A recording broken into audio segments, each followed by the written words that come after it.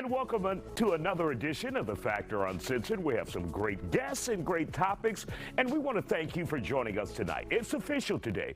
Congress certified President-elect Donald Trump as the winner of the 2024 election. Today's certification came without challenge, very different what we all witnessed 4 years ago when Trump supporters stormed the Capitol, injuring more than 100 police officers and causing millions of dollars in damage. That mob was trying to stop Congress from certifying the election of President Biden. Now, inauguration is 2 weeks away. Let's examine this example of a transfer of power and, of course, how some say it should go. Joining us to talk about it, Dr. Dietrich von Bietenfeld from Houston Community College, political analyst Angela Box, Dr. David Branham from the University of Houston downtown, and Todd Smith from CEO of Regal Media. So, Dr. Branham, let's begin with you. Your thoughts about the process today. Well, it went like it was supposed to go. It's not much news. I mean, it was really quiet.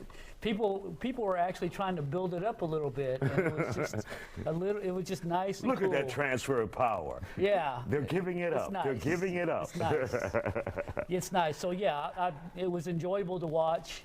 It's particularly enjoyable to see something like this occur without anybody getting hurt or injured, without anybody protesting in a way that is vandalizing and injurious and actually murderous. And before 4 years ago, this was almost a non-issue. It's kind of like routine. It was. It hardly made news. It was like a blip on the 6 o'clock news that they certified the election. This time it was big news because of what happened 4 years ago. So hopefully 4 years from now, 8 years from the original January 6, 2021, we'll have the same kind of story on the news.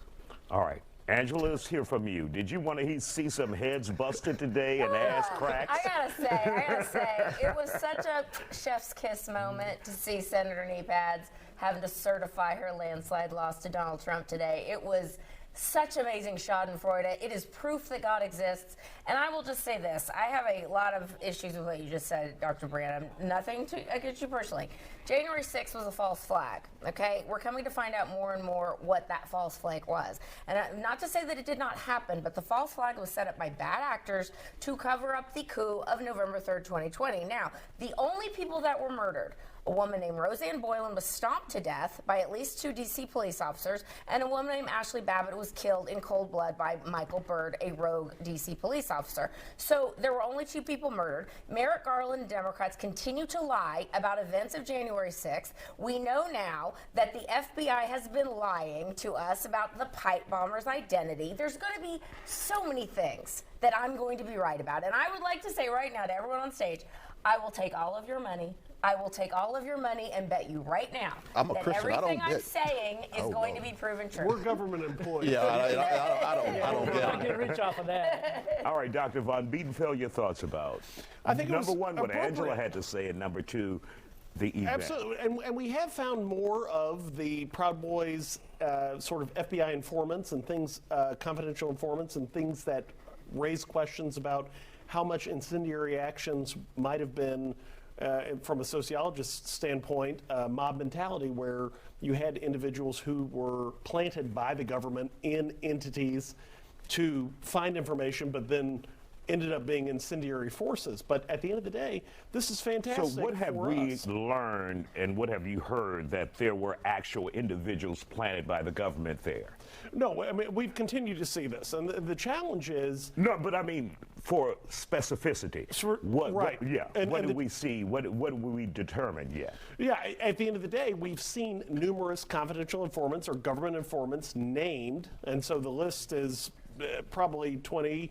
So you're saying these people were put there to cause trouble? Yes. Or were they confidential informants? Well, I'm not going to go as far as cause of trouble, right? But at the end of the day, when they're seeking this information, are they there to simply log, these are the behaviors of the individuals who So might we be don't know offering that yet? Exactly. Okay, got it. Right. And so it's a challenge, but we are finding more information that creates issues when in the past with recently deceased President Carter, moving to Reagan with H.W. Bush, one-termer, moving to Clinton. We've seen this seamless transfer of power. So Vice President Gore, President Clinton, giving it to W. Bush.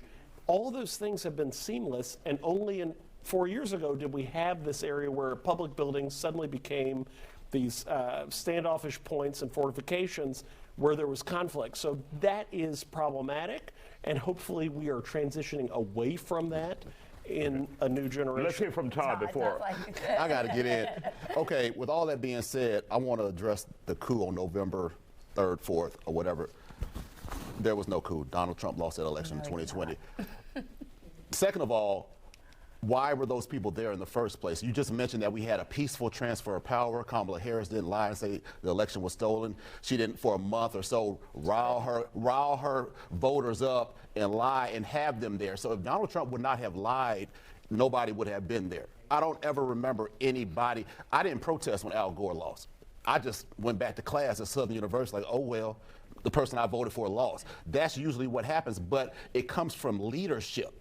To whom much is given, much is required. That brother knows people listen to him. They know he can lie and tell them the sun is red or the sky is red, and they'll believe him. So when you have that type of influence and that type of power, you have to be careful not to allow and not to promote violence, because if you don't promote violence, if you don't promote undemocratic behavior, January 6, 2021 would have never happened. So with all the bad actors allegedly, the main bad actor who got the Oscar for worst performance of bad actors is President Donald Trump. He has to take responsibility for his actions. He has to be a leader. He has to put the country first, not himself. All right, still ahead.